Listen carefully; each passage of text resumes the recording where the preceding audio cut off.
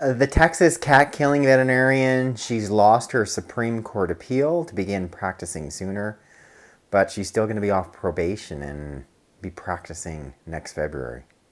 Find out more about this story, what I think, in this upcoming video.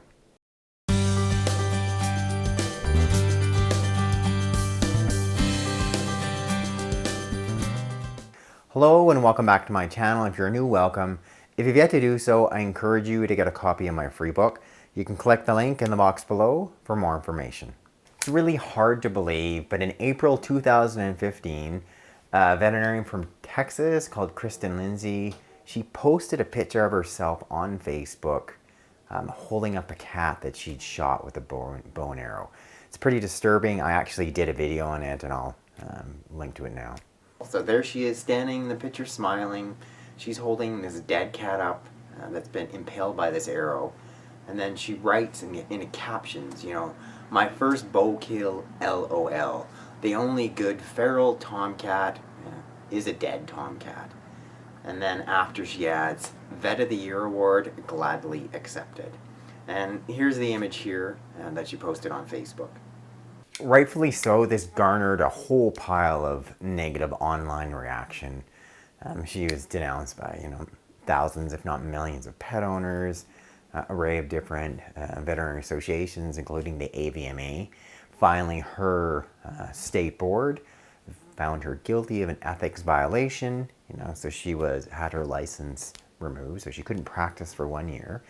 Then it was deemed that for the next 4 years after that, she was allowed to practice, but under a probationary period. She applied to the Texas Supreme Court to have her punishment ended early, and fortunately they actually voted to continue it, to at least go for the full sentence, to have a full 4 years of a probation as well. She admitted to killing the cat, Tiger, but she claims that it was a feral, a stray cat, and it was her right as a property owner to go ahead and just kill this animal with a bow and arrow. Like, really? She and her lawyers have been arguing this specific point to have her punishment, either revoked or ended sooner. They're not showing remorse. She's not saying, I'm sorry. And clearly I have an issue with veterinary ethics. Perhaps I maybe shouldn't even be practicing veterinarian. I don't necessarily value animals. Now, you're not hearing any of that. What you are hearing is her and her lawyers arguing, no, it's my right as a property owner. I can do what I want, what I will, to protect my land and my property against these so-called feral cats. There's a couple points I want to make. First, people can make crappy mistakes. They can put in their time, they can change, they can show remorse. They're like, you know what? Well, what I did was clearly wrong. I don't know what I was thinking. For some things, they can be forgiven. They can move on. They can be contributing positive to society. But I don't see that she's doing this. And in fact, anything I've seen at all in the last, years while this first happened, she's not showing any remorse. She's not saying I am sorry. I never should have done this. In some ways, I feel the punishment was pretty limited. She's only prevented from fully practicing for a year. Then she's been working as a probationary period.